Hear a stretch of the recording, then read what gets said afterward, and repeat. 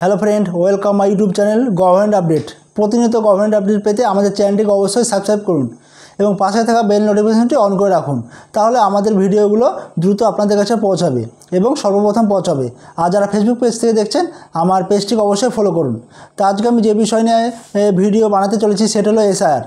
তো এসআইআর যে enumeration form প্রত্যেকের বাড়িতে বিলি কিন্তু কম বেশি হয়ে গেছে।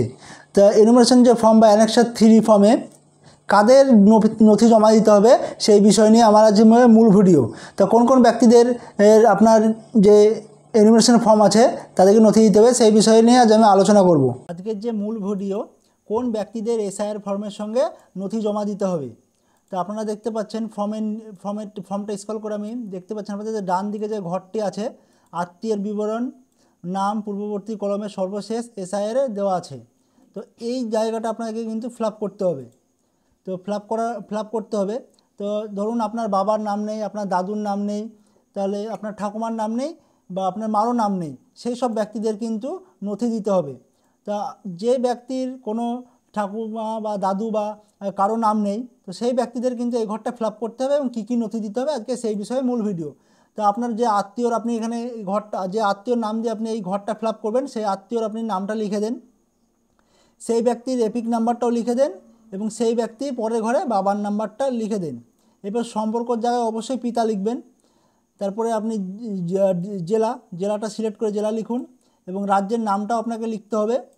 এরপরে বিধানসভা ক্ষেত্রের নাম, মানে যে বিধানসভায় আপনি ভোট দেন বা লোকসভা, সেই বিধানসভার নামটা লিখতে হবে এবং বিধানসভা ক্ষেত্রের নম্বর। যেমন আগের ভিডিওতে আমি বলেছি আমাদের পশ্চিমবঙ্গে মোট 292টি বিধানসভা আছে। আপনি যে বিধানসভার অন্তর্গত সেই বিধানসভার নম্বরটি এখানে লিখতে হবে এবং অংশ নম্বর এবং ক্রমিক সংখ্যাটা কিন্তু সেই ব্যক্তির যে আপনার 2002 সালে এসআইআর লিস্টের নাম আছে, সেই এসআইআর লিস্টের পাতায় কিন্তু উপরে ডান দিকে কিন্তু আপনি অংশ নম্বরটা পেয়ে যাবেন। আর ক্রমিক সংখ্যা বলতে আপনার দেখা গেলো কোনো বুথে আপনার 1 থেকে 500 ভোটার আছে, তা 500 ভোটারের মধ্যে আপনার যে আত্মীয়র নামটি কত নম্বর আছে সেটাই ক্রমিক সংখ্যা বলছে, সেই সংখ্যাটা বসিয়ে দেবেন। এবার মূল যে ভিডিও, যে কী কী নথি আপনাকে দিতে হতে পারে এই এনুমারেশন ফর্মের সাথে। তো দেখতে পাচ্ছেন সরকার যে 11টি নথির কথা বিজ্ঞপ্তিতে উল্লেখ করেছে, সেটি এখন আপনাদের সামনে দেখানোর চেষ্টা করব এবং বলবো। তো 2002 সালে ভোটার তালিকায় আপনার বা আপনার বাবা মায়ের নাম না থাকলে কোনো নথি দেখাতে হবে না। তো বুঝতে পারছেন, যাদের কিন্তু 2002 তালিকায় মা বাবার নাম আছে বা তাদের তাদের কোনো ব্যক্তি দেখাতে হবে না। কিন্তু সেই তালিকায় যদি কারোর নাম না থাকে তবেই কিন্তু ওই 11টা নথি কিন্তু আপনাদেরকে দেখাতে হবে।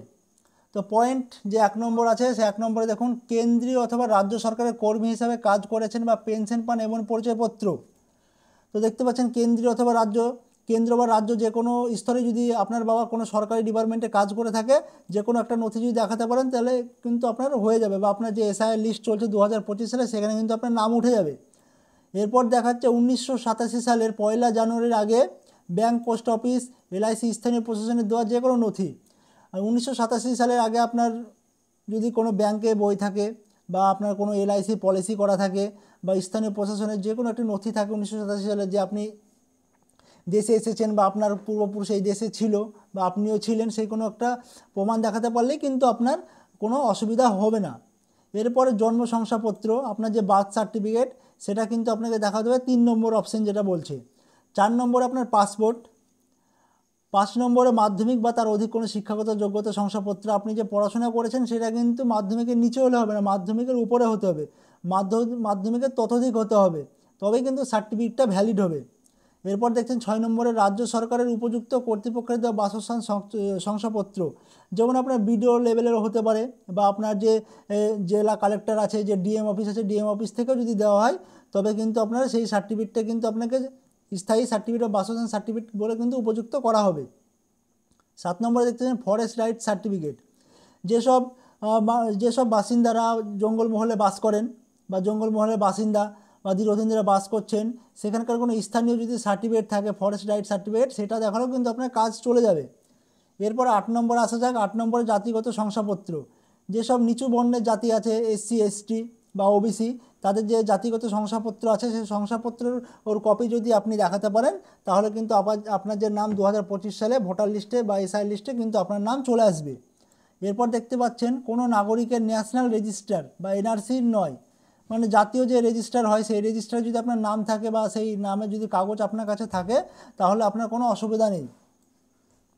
এরপরে দেখছেন আপনার 10 নম্বরে যে পয়েন্টে আছে স্থানীয় প্রশাসনের দেওয়া পারিবারিক রেজিস্টার, মানে রাজ্য সরকারের যে আপনার একটা রেজিস্টার বা ফ্যামিলি রেজিস্টার হয় সেই যে রেজিস্টার যদি আপনার নাম লেখানো থাকে আপনার পারিবারিক নাম, সেই সার্টিফিকেটটা থাকলেও কিন্তু আপনার 2025 সালে এসআই লিস্টে কিন্তু নাম আপনার উঠে যাবে।